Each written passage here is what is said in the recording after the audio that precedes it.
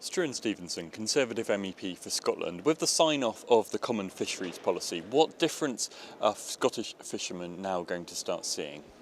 Well, there's going to be a huge difference. We have been saying for years that the fisheries sector has been bedevilled by micromanagement from Brussels, by an army of bureaucrats sitting in an office in Brussels, introducing almost on a daily basis new rules, new regulations that have virtually destroyed the fisheries sector.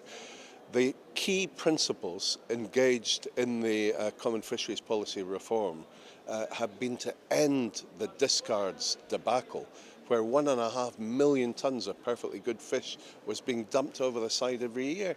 The fishermen hated doing that. It was the Brussels bureaucrats that insisted on it. If you caught out of quota fish or undersized fish and tried to land them, you would have been charged with a criminal offence. The fishermen had no option but to dump that stuff. Well, we're stopping all that. We're going to pay money to fishermen to improve the gear they use to try and avoid catching these fish in the first place. Leaving them alive in the sea is much more important.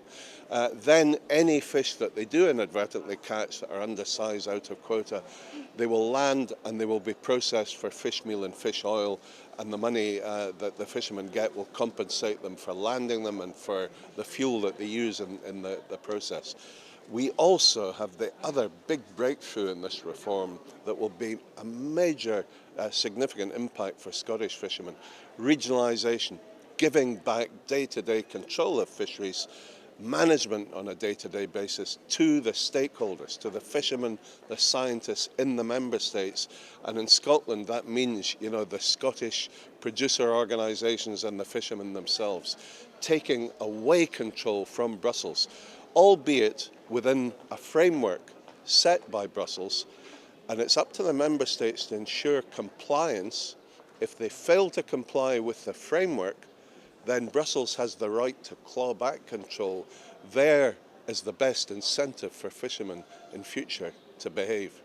Now I want to pick up both those points on really how achievable they're going to be in practice. So first of all, on that issue of regionalisation, given that the member state is the UK and not Scotland, how much power is actually going to be devolved in practice down to a Scottish level? Well, because the majority of the whitefish fleet in the whole of the United Kingdom is in Scotland, the great majority of fish landings are in Scottish ports, then of course it would make no sense at all for London to maintain a grasp of the day-to-day management priorities under this regionalisation proposal. So of course it will be devolved to Edinburgh, and Edinburgh will devolve it down even to the producer organisations in Fraserburgh, Peterhead and the other major ports. So it's going to make a big difference. And then on discards, how achievable is that going to be? There's a timetable laid out for different types of species year on year. Some of the easier pelagic stocks first from January 2015. The really tricky ones like the whitefish, the mixed fisheries after that. How's that going to be achieved, do you think? Well, therein lies the real problem, and that's going to be very difficult to achieve because still fishermen are being told, you can't catch juvenile fish, but they will now have a new system. If they find that they're hauling in juvenile fish, they immediately will report it. They'll move out of that area, give these juvenile fish time to mature, because that's what we want. We don't want to be landing juvenile fish and making them into fish meal and fish oil. We'll be improving their gear so that more of the young fish can escape. And we'll be looking at a swap system so that if you run out of quota, you'll very quickly be able to swap quota with another fisherman that's got a surplus. So we're trying our hardest to overcome the difficulties that certainly exist in the mixed fishery, and we have a very limited time to achieve that. 1st January 2016, we have to have this ban in place. I mean, you sound fairly upbeat about the Common Fisheries Policy overall. Is that a fair assessment? Are you happy with at least the direction this is headed? I honestly, after years of work in this, I am feeling very optimistic, very positive.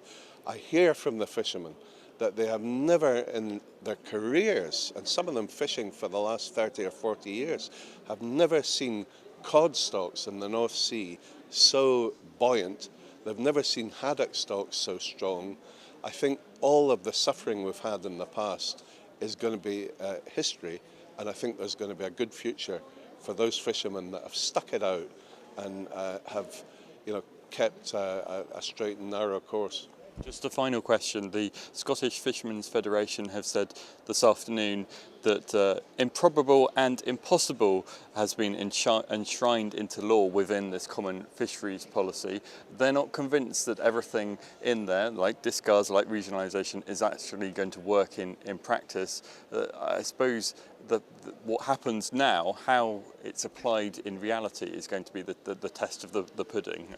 Well, I've worked very closely with all the big producer organisations during the course of these years of getting this reform package on the table.